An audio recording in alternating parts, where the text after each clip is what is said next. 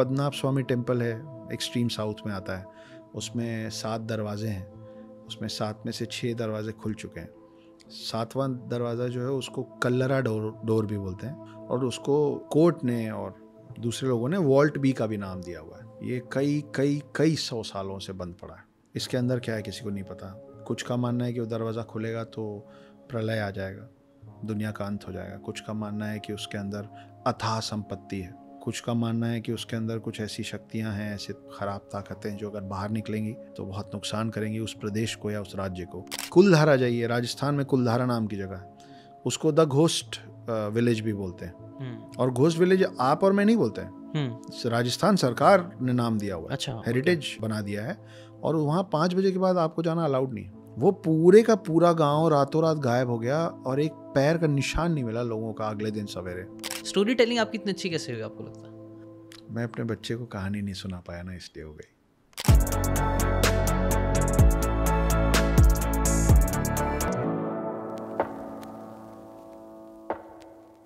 अक्षत भाई, आपका स्वागत है डीवीसी पॉडकास्ट में। मैंने आपके काफ़ी सारे वीडियोस देखे और काफ़ी अच्छा काम कर रहे हो सारे वीडियोस, बट उससे हट के पहले तो मैं बुक से रिलेटेड बात ही करना चाहूँगा। मुझे ये नाम काफ़ी इंटरेस्टिंग लगा था, हिडन हिंदू।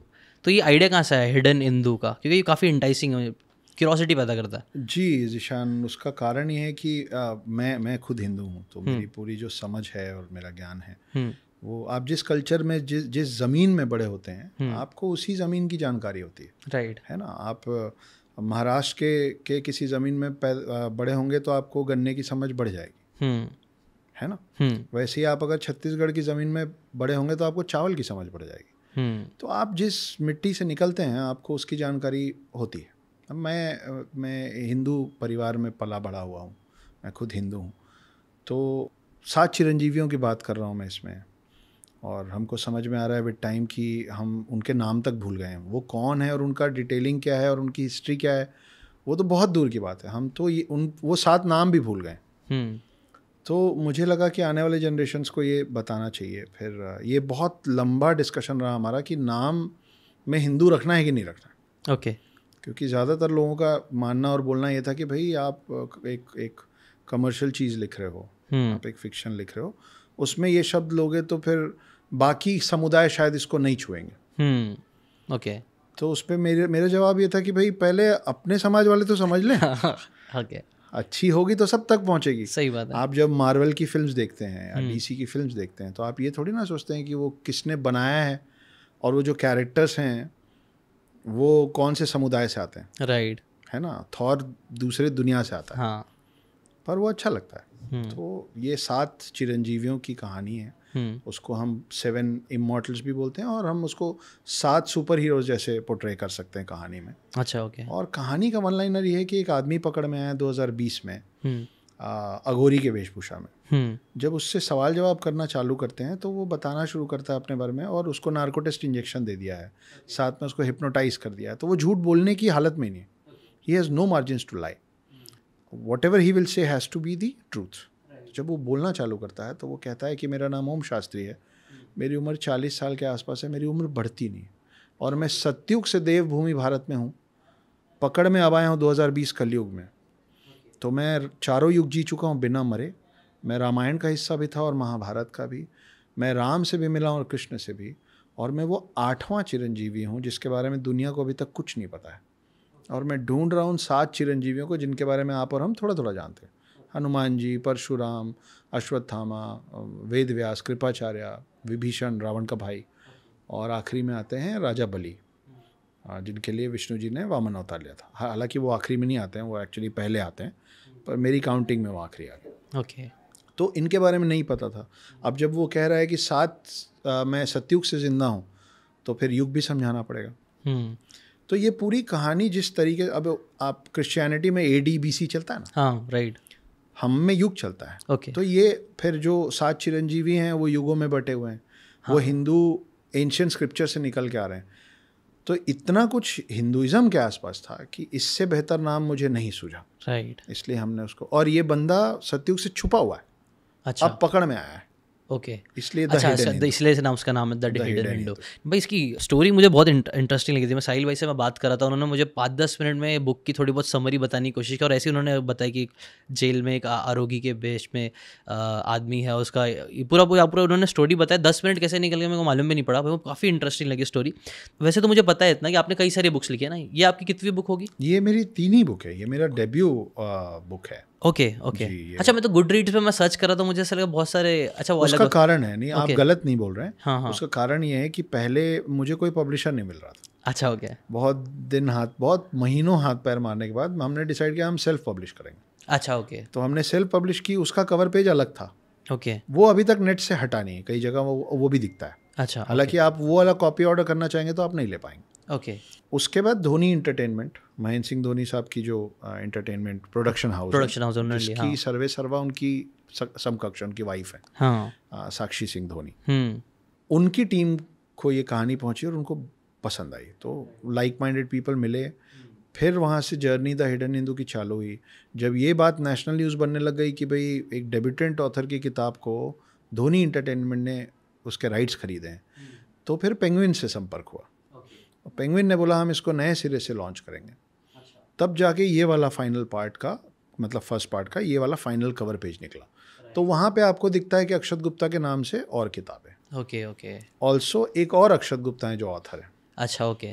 तो उनकी भी किताबें दिखती हैं जब आप ऑथर अक्षत गुप्ता बुक्स लिखते हैं। हाँ, तो वो लगता है बहुत सारी। हाँ, इसलिए मुझे ऐसा लगा 20 के ऊपर बुक्स आ गई है। लास्ट आपका वीडियो में देख रहा था, उसके अंदर आपको जैसे इंट्रोड्यूस किए थे, उन्होंने बोले थे कि पार्ट टाइम ऑथर हो। ऐसा पार्ट टाइम ऑथर हो? मैं अपना इंट्रोडक्शन ऐसे देता हूँ और अभी भी दे देता हूँ कि hi, my name is Akshat Gupta, I am a full time house husband, part time author, screen writer, poet and lyricist. तो ये 4 काम तो मैं ठीक ठाक कर ही लेता हूँ अपनी पत्नी का ख्याल रखने के अलावा। कि मैं किताबें लिख लेता हूँ। अच्छा इसलिए कह सकता हूँ क्योंकि 1 साल से कम में हमने 1 लाख से ज़्यादा कॉपीज़ बेची हैं। Right. One of the highest selling books है, अमेज़ॉन में टॉप रैंकिंग्स पे है, और 3 पार्ट नेशनल बेस्ट सेलर है इन अ रिकॉर्ड ब्रेकिंग टाइम। और आपको क्यों लगता है इतनी बुक इतनी चली क्यों? उसका रीज़न क्या है?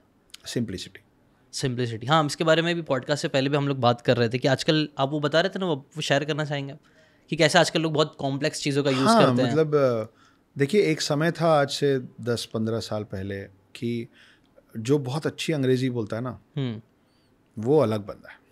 होता था ना। हाँ, हम सब अभी भी होता थोड़ा। हाँ, हम तो कई बार इंट्रोवर्ट भी फील किए हैं। या हमको ऐसा लगा इसके सामने चुप ही रहो भाई, पता नहीं 3-4 कैसे वर्ड्स बोल दिए जिसकी हमको ना प्रोनाउंसिएशन बन रहा है ना स्पेलिंग आती है ना। अब वो सिर्फ इंग्लिश लैंग्वेज से निकल के सारे लैंग्वेजेस में चला गया। कि अगर आपको ये बताना है कि मेरी उर्दू अच्छी है, तो आप 2-4 ऐसे शब्दों का इस्तेमाल करेंगे कि हमारे दूसरे की ज़बान टेढ़ी हो जाए। गाड़ी उर्दू। हाँ, तो फिर वो अब एक मापदंड हो गया है कि अगर आपके लैंग्वेज में 2-4 बहुत भारी शब्द हैं जिसके तले सामने वाला दब के मर जाए तो वो अच्छा उर्दू बोलने वाला है, उसकी समझ या उसकी पकड़ उस लैंग्वेज में अच्छी है। और ये हिंदी के साथ भी है कि जो अब विद्वान पंडित लोग हैं वो इतनी क्लिष्ट हिंदी बोलते हैं कि कई बार लगता है कि सीधे बोल लो यार, है ना, समझ नहीं आती। हाँ, तो जब हम ये बुक पे मैं काम कर रहा था तो हमारी कोशिश थी ज़्यादा से ज़्यादा लोगों तक पहुँचने की। राइट।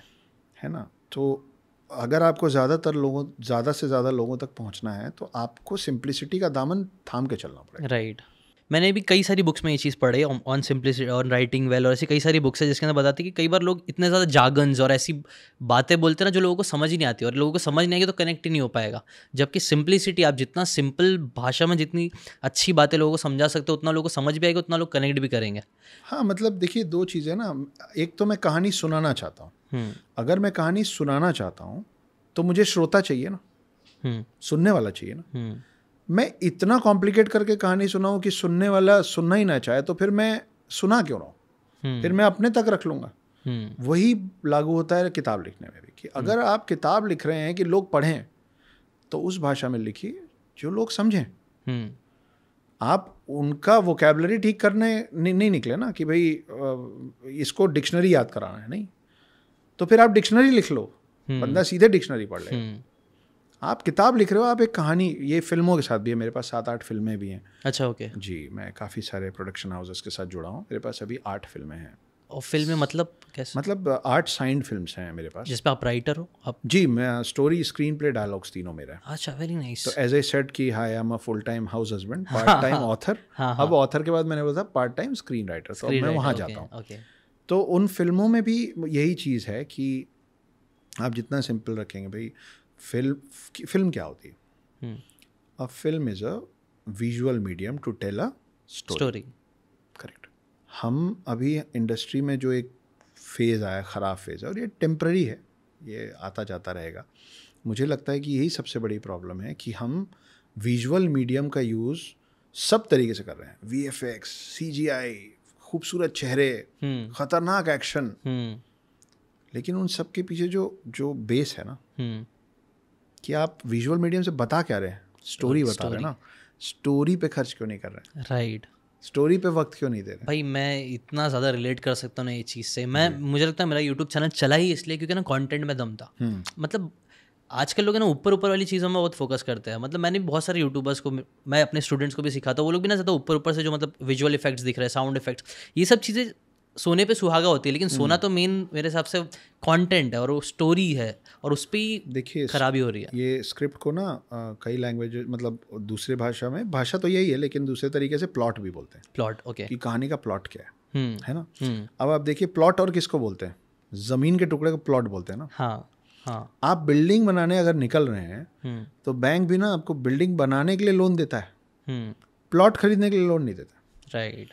अगर आपको बिल्डिंग बनाना है तो आपको पहले प्लॉट खरीदना पड़ेगा। वो प्लॉट आपका स्ट्रांग रहेगा, लिजिट रहेगा, लीगल रहेगा, उसी पे बिल्डिंग खड़ी होगी ना। नहीं तो किसी ना किसी दिन सरकार आके गिराएगी। राइट। JCB का चलन ऐसे भी बहुत चल रहा है। ठीक है ना। तो आपको ये जानना ज़रूरी है कि भैया आपका प्लॉट सही है कि नहीं। वो हम अभी यही कर रहे हैं कि हम अपना प्लिंथ, अपना प्लॉट पे ज़्यादा ध्यान नहीं दे रहे हैं, हम बिल्डिंग बड़ी खूबसूरत बना रहे हैं। राइट। इसीलिए ज़्यादातर महंगी बिल्डिंगें ढह जा रही है। हाँ, इसके जैसे कई सारी बार जो बहुत ज़्यादा खर्चा होता है मूवीज़ में भी और कई सारी चीज़ों में, सब कुछ बहुत अच्छा रहता है, एक्टर्स, डायरेक्टर, बनी चीज़ कई बार वीडियो बना के एग्जाम्पल में भी बोला हूँ, लेकिन नहीं चल पाती है। जबकि कई बार उसमें इतने फेमस डायरेक्टर्स नहीं है, ज़्यादा पैसा नहीं लगा है, लेकिन स्टोरी बहुत ज़्यादा अच्छी होती है, प्लॉट बहुत ज़्यादा अच्छी है, वो फाड़ देती है मूवी।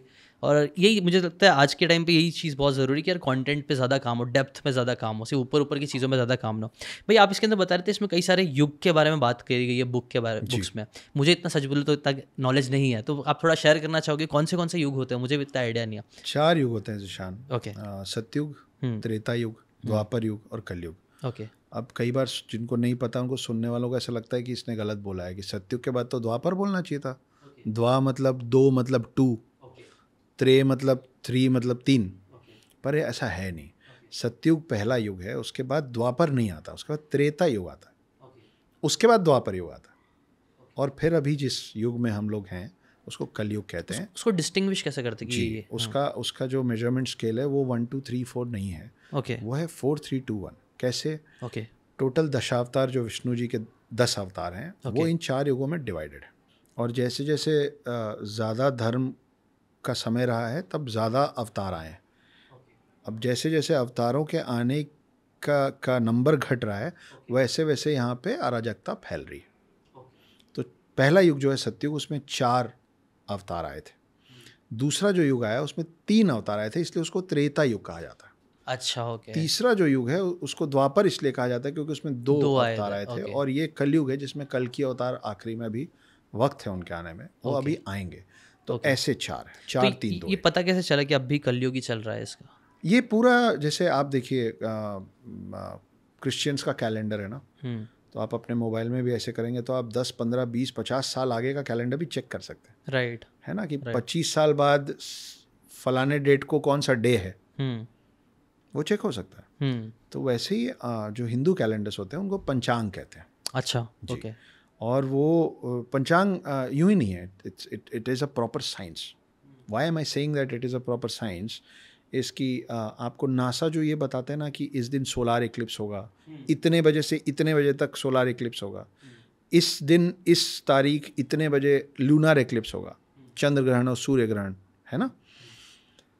आप भारत के किसी भी गांव में किसी पीपल या बरगद के पेड़ के नीचे बैठे किसी भी गंवार पंडित के पास चले जाइए, मैं गंवार पंडित इसलिए बोल रहा हूँ क्योंकि पंडितों में भी हर पंडित विद्वान हो ज़रूरी नहीं है। गंवार बोलने का मतलब यहाँ ये कि जो बहुत बेसिक नॉलेज रखता होगा ना, जो बहुत पंडिताई में बहुत उच्च श्रेणी का नहीं होगा, उससे भी अगर आप पूछेंगे ना कि सोलार इक्लिप्स और लूनार इक्लिप्स अगला कब पड़ रहा है, तो वो आपको एग्जैक्ट टाइम और एग्जैक्ट डेट बताएगा बिना गलती के, और वो मैच करेगा नासा ने जो बताया उससे।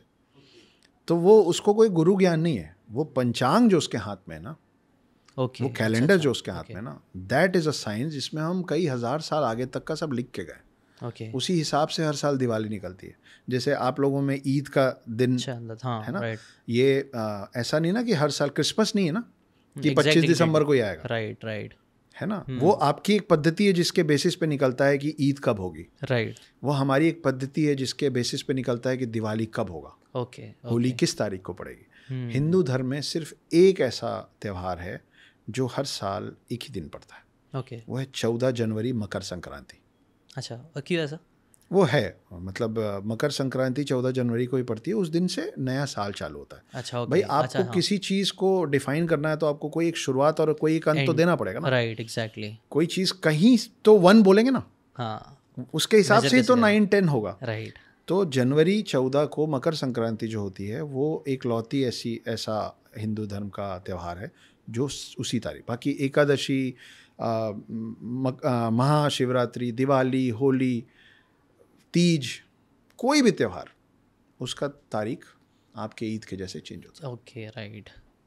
भाई आपने इसके अंदर 7 अवतार के बारे में बताया जी, तो वो क्या क्या, उसके बारे में कुछ थोड़ा डिटेल में, बहुत इंटरेस्टिंग साउंड किया, मुझे मालूम नहीं उसके बारे में इतना ज़्यादा, थोड़ा बहुत लाइट डाल सकते हो उसके ऊपर? तो सबसे पहले तो इस बात पे लाइट डाला जाए कि वो अवतार नहीं है, वो चिरंजीवी, सॉरी। हाँ, अवतार जो हैं वो विष्णु के आए। हाँ, राइट। हाँ, ये बहुत नॉर्मल कन्फ्यूजन है, इसमें कुछ ऐसी बात नहीं है, इसमें कई लोग इसमें कन्फ्यूज होते हैं कि चिरंजीवी जो है वो 7 है, ओके, और दशावतार अवतार जो है वो 10 है। चिरंजीवी एग्जैक्टली किसे बोला जाता है? चिरंजीवी मतलब चिरंजीवी का मतलब होता है कि इसमें जीवी आ रहा है ना, कि जो आयुष्मान भव है कि वो जीता ही रहेगा, राइट, अमर, अमर है ना, दीर्घायु है ना, never ending years life, right, उसको चिरंजीवी ओके है ना।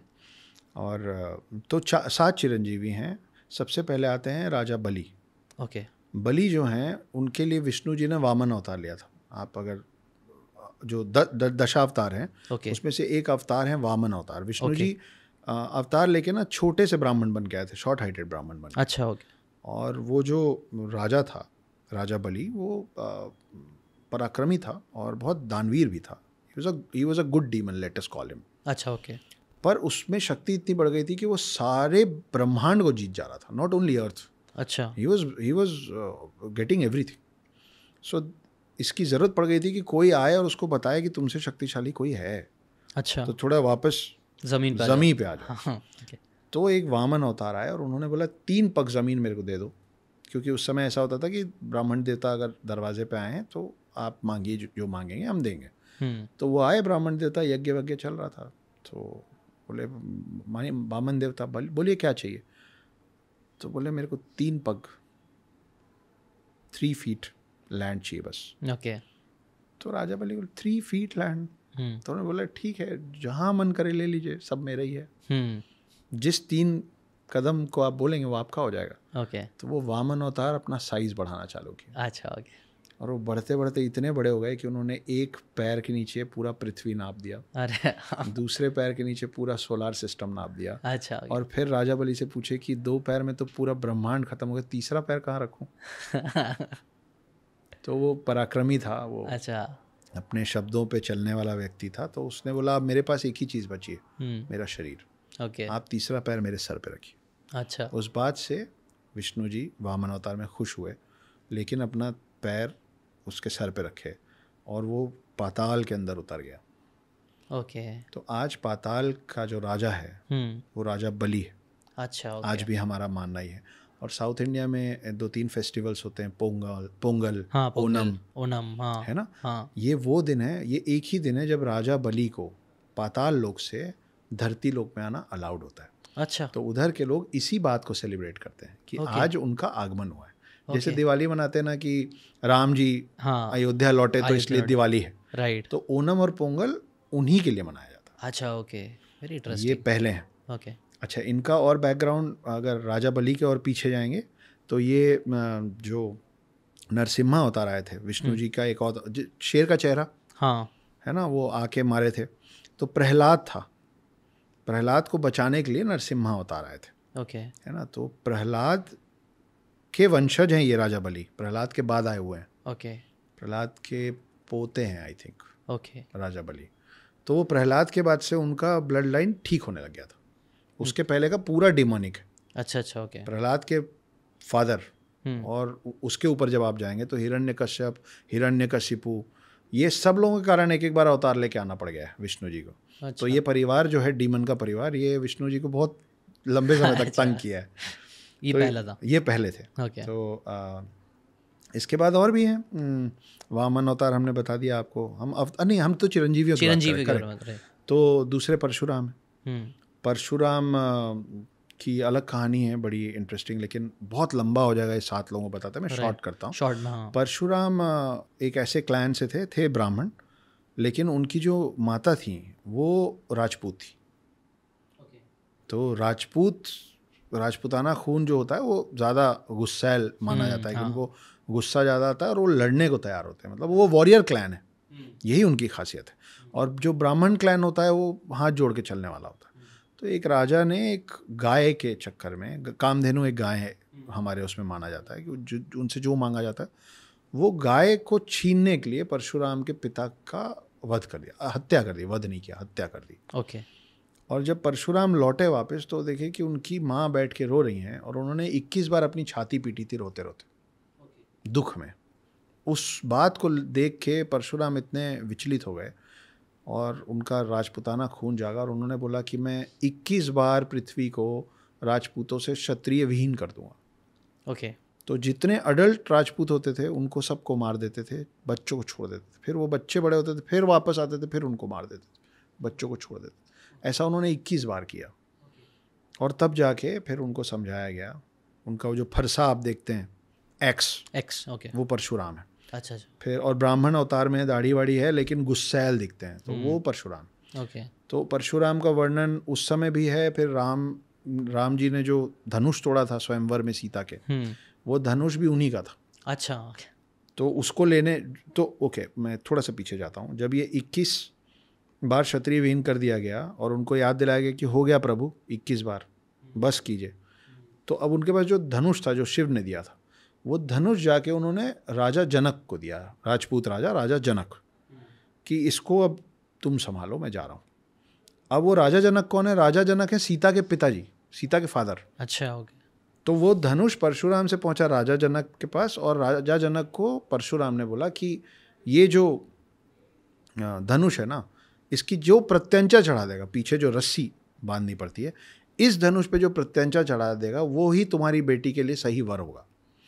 कई साल बीते, सीता बड़ी हुई, स्वयंवर हुआ, राम लक्ष्मण आए, राम प्रत्यंचा चढ़ाने की कोशिश कर रहे थे, उनसे धनुष टूट गया। ये जब धनुष टूटा तो परशुराम गुस्से में आ गए थे राम जी को मारने के लिए। अच्छा। बोले जिसने तोड़ा बस आज खत्म है वो। ओके। फिर उनको समझाया गया कि भाई आप भी अवतार हैं, आप भी अवतार हैं। पैचअप। हाँ। तो वो सब हुआ, उसमें आए थे। और फिर महाभारत में आपने 3 बड़े योद्धाओं का नाम सुना होगा, भीष्म पितामह, द्रोणाचार्य और सूर्यपुत्र कर्ण, है ना। तो हम महाभारत जब महाभारत शुरू हुआ था ना, हम मेनली उसके अंदर की कहानी जानते हैं, उसके पहले का हमको ज़्यादा पता नहीं होता। तो भीष्म पितामह, द्रोणाचार्य और सूर्यपुत्र कर्ण, इन तीनों के जो ट्रेनर हैं, युद्ध गुरु जो हैं, वो परशुराम ही है। अच्छा। तो परशुराम 4 में से 3 युगों में हैं। और चौथे युग में, हमारे युग में अगर आपको परशुराम से मिलना है तो आपको पढ़ना पड़ेगा द हिडन हिंदू। अच्छा, क्योंकि उसमें 2020-21 में परशुराम आते हैं। अच्छा, ऐसा हमारी तरफ से। इस बुक में से मेरे को साहिल भाई से बात हुई थी तो पता चला था ऐसे कई सारे मिथ्स भी है, जैसे कि वो सुभाष चंद्र बोस जी के बारे में, और ऐसे उससे वो कैसे, मतलब क्या उससे रिलेटेड क्या स्टोरी है? देखिए, मैंने क्या किया है कि मैंने कोशिश करके हर युग में एक ऐसा नाम ढूंढा है रिसर्च करके जिनका अंत या तो अनक्लियर है या तो है ही नहीं। जैसे रामायण में सुषेण जिसने लक्ष्मण की जान बचाई थी, उसका क्या हुआ रामायण में लिखा ही नहीं है। ओके। है ना, जिसके कारण हनुमान जी पहाड़ लेके उड़े थे, है ना, मृत संजीवनी के लिए। हाँ, संजीवनी बूटी। हाँ, तो जब लक्ष्मण मूर्छित हो गए थे और उनको बचाने का कोई तरीका नहीं था, तो अचानक से कहीं से एक वैद्य आए थे, उनका नाम था सुषेण। अच्छा। उन्होंने बोला था कि ये जड़ी बूटी है जिससे इनकी जान बचेगी। ओके। पूरा पहाड़ उठा के हनुमान लाए, जड़ी बूटी बनाई गई, उनको बचा लिया गया। उसके बाद सुषेण का क्या हुआ नहीं पता। ओके। तो मेरी कहानी में सुषेण एक हिस्सा है कि वो अब कैसे हैं वो आपको पढ़ना पड़ेगा। ओके। फिर इसके आगे आप बढ़ते हैं तो विदुर हैं महाभारत में। तो पांडव और कौरव के जो फादर्स हैं उनका नाम पांडु और धृतराष्ट्र, द ब्लाइंड किंग। कौरवों के पिताजी जो अंधे हैं, ओके। इन दोनों के ये दोनों ब्रदर्स के अलावा एक तीसरा भाई भी है जिसका नाम विदुर है। उसका भी एंड बड़ा अनक्लियर सा है महाभारत में। ओके। तो मेरी कहानी में वो भी है। फिर अब आप और आगे बढ़ते हैं तो चाणक्य आते हैं। अब हिस्ट्री में आ गए हम। तो चाणक्य का असली नाम चाणक्य नहीं है, चाणक्य का असली नाम विष्णुगुप्त है। अच्छा। ओके। हाँ, ये कम लोगों को पता है क्योंकि हम पढ़ते कम हैं। और चंद्रगुप्त मौर्य जिनके अंडर, जिनका साम्राज्य में चाणक्य का, हाँ, चाणक्य का बहुत वर्चस्व था, हाँ, बहुत पकड़ थी। चंद्रगुप्त मौर्य ने विष्णुगुप्त को चणक पुत्र चाणक्य की उपाधि दी थी क्योंकि उनके विष्णुगुप्त के पिताजी का नाम चणक था। अच्छा। तो एक दिन उन्होंने कहा विष्णुगुप्त ने कि आज से आप चणक पुत्र चाणक्य के नाम से जाने जाएंगे। इस वजह से आप और मैं चाणक्य बोलते हैं, जैसे आपको सब जिशान बोलते हैं। हाँ। पर आपका नाम जिशान है नहीं। हाँ। तो वो वाली बात है। अब चाणक्य का भी जो एंड है ना वो बड़ा अनक्लियर सा है। बड़ी सारी कहानियां ऐसे मरे वैसे मरे, पक्का कुछ नहीं पता, सॉलिड एविडेंस ना। और उसके बाद हम अभी के टाइम पे आ जाते हैं जिसमें सुभाष चंद्र बोस एक ऐसे मिस्टीरियस किरदार हैं कि एक जिनको अंग्रेज़ों ने कभी पकड़ नहीं पाए, कभी उनको बांध नहीं पाए। स्टोरी इंटरेस्टिंग क्या क्यों ऐसा इंटरेस्टिंग बोलते हैं? देखिए, सुभाष चंद्र बोस पहले व्यक्ति थे जो, आपको पता नहीं कितनों को पता है, लेकिन मैं इस बात से बड़ा फैंटेसाइज होता हूँ कि वो व्यक्ति उस समय यू बोट बोलते थे सबमरीन को, पनडुब्बी को, उसमें बैठ के महीनों का सफ़र करके जर्मनी पहुंच गया था हिटलर से मिलने, और वो हिटलर से मिला। अच्छा। ये बोलने के लिए कि मुझे आप अपने आर्मी का एक टुकड़ा दे दीजिए, मेरे को मेरा देश आज़ाद कराना। अच्छा। और हिटलर सुभाष चंद्र बोस से मिलके इतने इम्प्रेस हुए थे कि हिटलर ने ये कहा था कि मैं देता हूँ तुमको, मैं अपना एक best of the best people देता हूँ, आर्मी तैयार करो, गन्स वेपन्स सब देता हूँ। ओके। एक शर्त है। सुभाष चंद्र बोस ने पूछा क्या? तो उन्होंने बोला कि जब तुम्हारा वॉर खत्म हो जाएगा ना, जब तुम अपने देश को आज़ाद करा दोगे, उसके बाद for the rest of your life you will work for me. अच्छा। तुम वापस आओगे, मेरे को सर्व करोगे। ओके। वो इतना बड़ा देशभक्त था कि उसने बोला मेरा देश आज़ाद हो जाएगा और आप बोलेंगे तो मैं देश कभी नहीं लौटूंगा। ओके। मैं जीवन भर I will serve you if you do this. तो हिटलर के बोलने पे जापान ने एक टुकड़ी दी रेड आर्मी की सुभाष चंद्र बोस को, और वो अपनी आर्मी तैयार करके आज़ाद हिंद फौज बोलते थे उसको, आज़ाद हिंद फौज, राइट, वो लेके वो इंडिया की तरफ बढ़ गए थे। अच्छा। ओके। तो फिर सुभाष चंद्र 1945 में ताहिको फर्मोसा नाम की जगह, जिसको अब आप और मैं अब जिसको ताइवान के नाम से जानते हैं, ताइवान, हाँ, उसको पहले ताइको फर्मोसा बोलते थे। अच्छा। तो उसमें प्लेन क्रैश हुआ जिसमें माना गया कि सुभाष चंद्र बोस की मृत्यु हो गई, हाँ। उनकी डेथ हो गई। लेकिन वो बहुत कंट्रोवर्शियल है क्योंकि एक तस्वीर है 1961 की, तो अगर सुभाष चंद्र बोस 1945 में मर गए तो उसके बाद उनकी तस्वीर हो नहीं सकती, राइट। मगर सच में एक तस्वीर है 1961 की, अच्छा, पेरिस में खींची हुई, जिसमें सुभाष चंद्र बोस खड़े हुए दिखते हैं। अच्छा। ऐसा भी माना जाता है, और जो जिन्होंने देखा होगा या जो उनका साथ दिए होंगे, कुछ लोगों को तो पता था ना कि वो प्लेन क्रैश में सुभाष चंद्र बोस गए नहीं है, ये तो प्लान किया गया था। इसका प्लान करने का एक अलग कारण है। वो कारण ये है कि जब इंडिया और ब्रिटेन के बीच में ये संधि हो रही थी इंडिपेंडेंस की, ट्रीटी बोलते थे, हाँ, ओके। तो जब ट्रीटी साइन हो रहा था उसमें बहुत सारे पॉइंट्स में एक ये भी पॉइंट था, इस ट्रीटी में क्लॉज में पॉइंट था कि सुभाष चंद्र बोस जब भी लौटेंगे देश, भारत देश, तो उनको हमारे सुपुर्द कर दिया जाएगा। अच्छा। बिकॉज हमारे लिए वो वॉर क्रिमिनल है। अच्छा, ओके। उसने आर्मी तैयार की और हमारे खिलाफ लड़ा, तो he is a criminal for us. तो जैसे यूएन में होता है ना, अभी वो पुतिन को वॉर क्रिमिनल घोषित कर दिया, हाँ, है ना, तो वो वैसा वाला था कि पर असल कारण ये था कि ब्रिटेन वालों का मानना था कि Subhash Chandra Bose is the only person जिसको वो लोग कभी हरा नहीं पाए. अच्छा. And they wanted to bring him there to tell the coming generation, आने वाली पीढ़ियों को बताना चाहते थे कि भारत में कोई व्यक्ति ऐसा नहीं था जो हमसे ज़्यादा स्मार्ट था. अच्छा. और ये साइन कर दिया गया था. हाँ, ओके. तो अगर सुभाष चंद्र बोस अपने ही देश लौटते तो उनको वहाँ सरेंडर करना पड़ता. ओके. और वो एक व्यक्ति था जो मर जाता पर सरेंडर नहीं करता. राइट. इसलिए ये पूरा कंट्रोवर्सी बना के इंटरेस्टिंग वो हो गए. तो एक्चुअली हिस्ट्री अगर कोई ऐसे समझाए तो हिस्ट्री कितना इंटरेस्टिंग हो जाता है. हमारे स्कूल में तो हिस्ट्री में बहुत बोर होता था, लेकिन आप जिस तरीके से स्टोरी आप बता रहे हो ना, वो बहुत कंपेलिंग. स्टोरी टेलिंग आपकी इतनी अच्छी कैसे हुई आपको लगता है? मैं अपने बच्चे को कहानी नहीं सुना पाया ना, इसलिए हो गई. अच्छा. मतलब मेरी शादी टूट गई थी जब मेरा बेटा 6.5 साल का था. और मेरी पत्नी उसको एक्स-वाइफ उसको लेके मेरे पास से चली गई. तो 6.5 साल के उम्र में जब वो मेरे पास से गए, उस समय से अब वो 14.5 साल के हो गए और मैं अभी तक उनके लौटने का इंतज़ार कर रहा हूँ. तो वो जो इच्छा है कि मैं उसको कहानियाँ सुनाऊँ, वो अभी तक हो नहीं पाई. तो उसकी प्रैक्टिस करते करते मैं कहानी सुनाने में थोड़ा बेटर हो गया हूँ शायद. तो नहीं, आप काफ़ी अच्छी स्टोरीज बोलते हैं.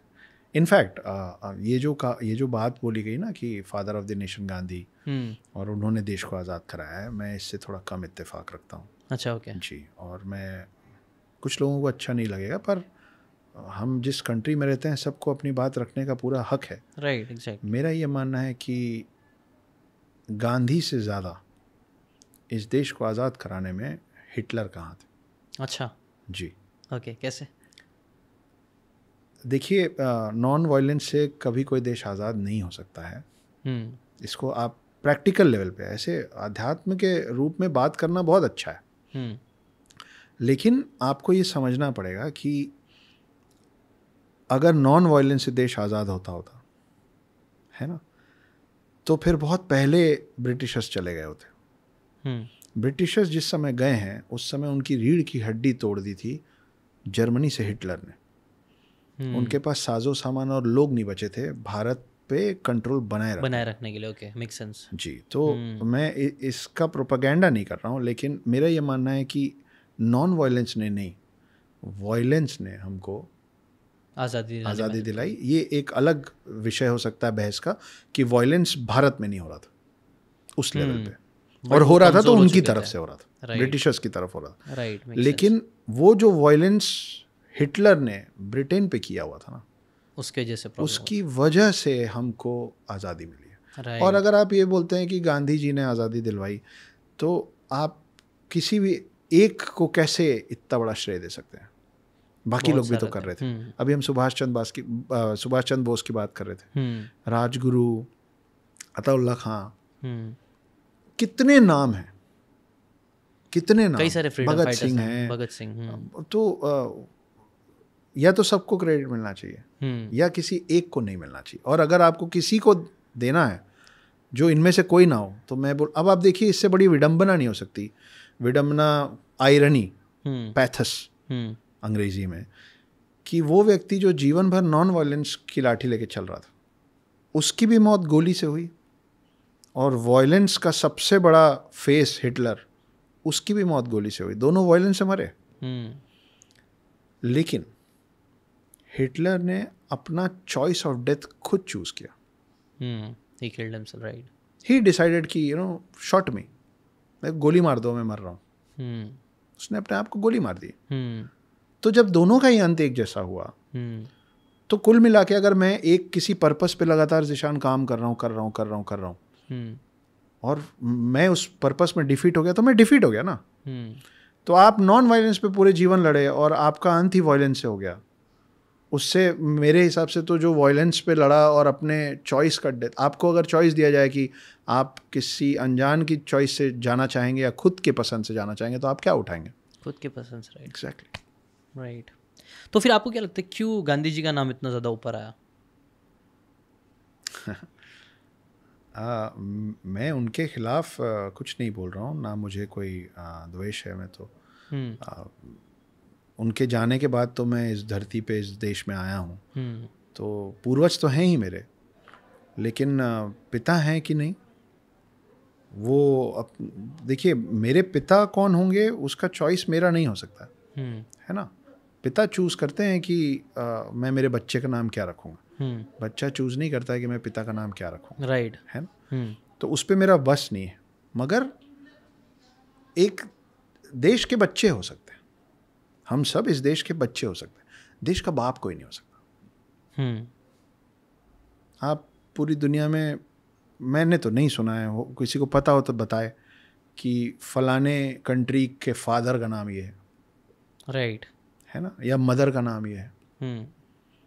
मतलब क्वीन एलिजाबेथ हो सकती हैं, क्वीन, हाँ, किंग हो सकते हैं, लेकिन बाप कैसे हो सकते हैं। हम सब एक देश के बच्चे हो सकते हैं, पर देश का बाप कोई हो जाए वो थोड़ा सा, मुझे उनको जो क्रेडिट मिला है उससे कोई तकलीफ नहीं है। मुझे सोचने में जब मैं बैठता हूँ तो मुझे ये लगता है कि बाकियों का क्रेडिट कहाँ है। भाई एक पिता है तो फिर किसी को बड़े पापा भी बनाओ, किसी को चाचा भी बनाओ। भाई आपने एक रिश्ता जोड़ा है तो फिर पूरा परिवार बनाना पड़ेगा ना आपको। राइट, ऐसे माँ कहाँ है, समझ रहा हूँ। तो वो ये वाली बात है। थोड़ा सा हम विषयांतर करके बात करूँ तो मैंने कहीं और भी बोला था, ये एल्विस प्रेस्ली एक बड़े कमाल के पॉप सिंगर थे, राइट, है ना, बहुत पॉपुलर था। तो जब उनका गाना गजब का चला तो लोगों ने बोला कि he is the God of pop. ठीक है, उस समय ये मीडिया इतनी नहीं थी, कैसेट्स वसेट्स नहीं होते थे, वो उस समय जहाँ पहुँच सकते थे पहुँच गए। उनसे भी बेहतर आया 50 साल बाद, उसका नाम था माइकल जैक्सन। अब लोगों ने उनको तो गॉड ऑफ पॉप पहले बोल दिया था, तो इसको दे दिया king of pop. Michael Jackson king of pop, Michael Jackson king of pop. अब आज की डेट में कोई इन दोनों से बेहतर आएगा तो आपके पास तो उपाधि नहीं बची। आज की डेट में अगर गांधी जी से बड़ा कोई देशभक्त आ गया तो आप उसको क्या बोलोगे। ये कैसे डिसाइड हो सकता है कि ये जो सबसे बड़ा टाइटल है वो अभी दे के छुट्टी पा लो। किसने डिसाइड किया? जिसको दिया वो नहीं है, जिसने दिया वो नहीं है। तो फिर अब आज जो है और मैं हूं तो मैं डिसाइड करूंगा ना। आप मेरे बिहाफ में डिसाइड करके कैसे जा सकते हो? राइट, हमको तो इतनी भी छूट है कि हमारे पिता का दिया नाम हम बदल लें, अपना रिलीजन हम बदल लें। तो खैर ये अच्छा, इसमें और इंटरेस्टिंग कई सारी कॉन्स्पिरेसी थियरीज भी बोलते हैं, लोगों को बहुत पसंद आती है। तो और कौन सी मतलब ऐसी कोई थियरीज है इसके बुक के अंदर जो आप जिसके ऊपर लाइट डालना चाहोगे, जो इंटरेस्टिंग है, जिसको आपने मतलब कवर करने की कोशिश की है? और अच्छा, एक और क्वेश्चन ये भी है कि तीनों बुक में क्या क्या अलग अलग है? पहली बुक के बारे में तो हमने थोड़ी सी बात कर ली कि एक अघोरी पकड़ में आया है, जो ये कह रहा है कि मैं मरता नहीं और चारों युगों का हिस्सा रह चुका। राइट, इसको बहुत शॉर्ट में बताना मुश्किल है, क्योंकि जब मैं आपको सेकंड पार्ट के बारे में बताऊंगा, अगर आपने फर्स्ट नहीं पढ़ा है तो आप कम कनेक्ट कर पाएंगे। लेकिन सेकंड पार्ट से एक नया सफ़र शुरू होता है रीडर्स के लिए। आपने बोला कॉन्स्पिरेसी या इंटरेस्टिंग चीज़ क्या है, मेरी कहानी 9 के आसपास बहुत घूमी है। 9 तो सेकंड पार्ट से आपको पता चलता है कि जो मेन विलन है, जो एंटागोनिस्ट है स्टोरी का, वो 9 शब्दों को जमा करने की कोशिश कर रहा है, जो साथ में जब जुड़ेंगे तो एक श्लोक बनेगा और वो श्लोक जो है उससे एक दरवाज़ा खुलेगा। ओके, जो पूरी दुनिया पे भारी पड़ेगा अगर वो दरवाज़ा खुल गया तो। वो अपन ने अली बाबा 40 चोर में देखा ना, खुल जा सिम सिम, हाँ, बस वो वाली चीज़ है। लेकिन एक श्लोक बनाने में जो 9 वर्ड्स उसको चाहिए, वो इनक्रेडिबल इंडिया के 9 अलग अलग बहुत ही मिस्टीरियस जगहों से उसको कलेक्ट करना पड़ रहा है। अच्छा, जैसे कैलाश पर्वत बहुत मिस्टीरियस है। मानसरोवर से लगा हुआ राक्षस ताल है, बहुत मिस्टीरियस है।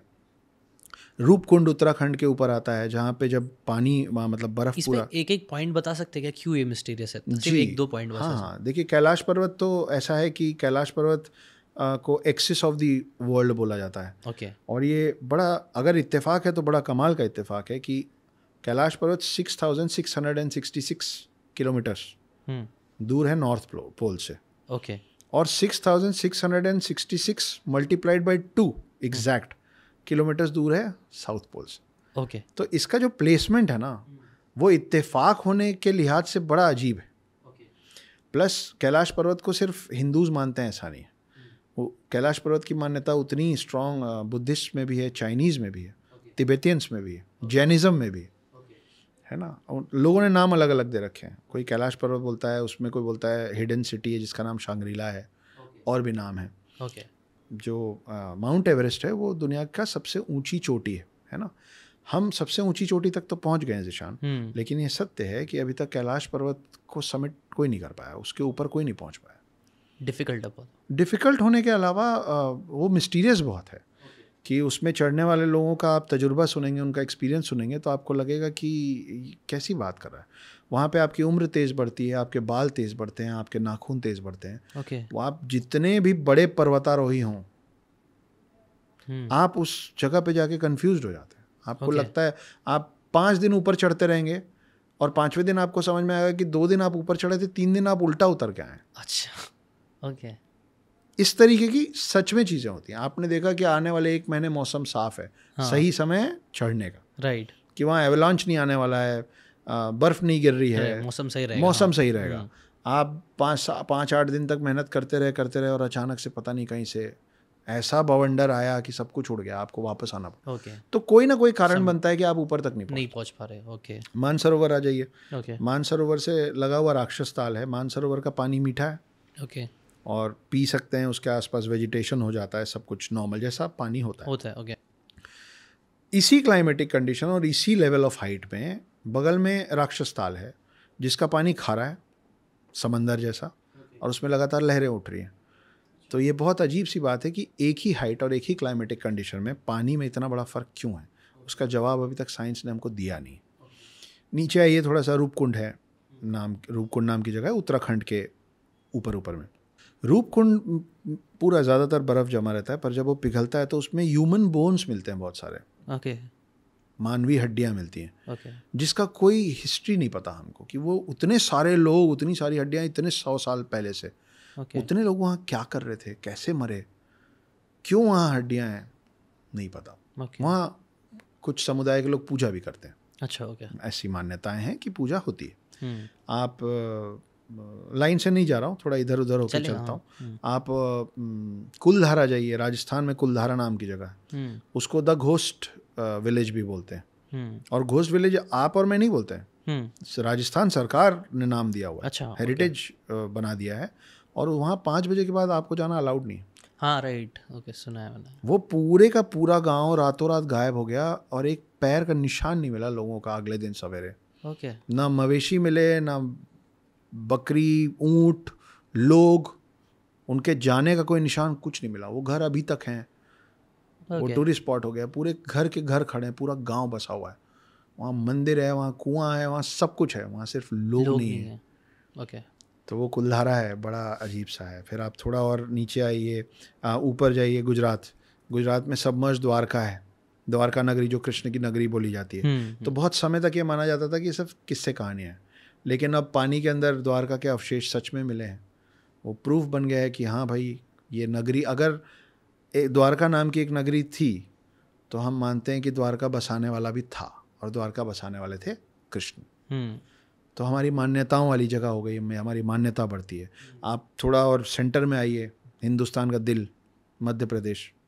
मध्य प्रदेश में अमरकंटक नाम की जगह है जहाँ से नर्मदा नदी शुरू होती है। ज़्यादातर भारत की जो नदियाँ हैं वो ऊपर से नीचे की तरफ बहती हैं, नॉर्थ टू साउथ। नर्मदा नदी को पाताल नदी भी बोलते हैं। 2 कारण हैं। पहला कि उसका उद्गम कहाँ से होता है, उसका ओरिजिन पॉइंट हम लोग नहीं पकड़ पाते। अच्छा, हाँ, और ये बहुत चुनिंदा ऐसी नदियों में से है जो सेंटर से निकलती है और नीचे नहीं बहती है, ऊपर की तरफ बहती है। तो उसको पाताल नदी बोला जाता है कि वो अंदर से इमर्ज होती है और ऊपर की तरफ जाती है। अच्छा, आप थोड़ा और नीचे आ जाइए, महाराष्ट्र जहाँ हम हैं, यहाँ पे एलोरा टेम्पल है, आपके औरंगाबाद से थोड़ा कुछ 1-2 घंटे दूर।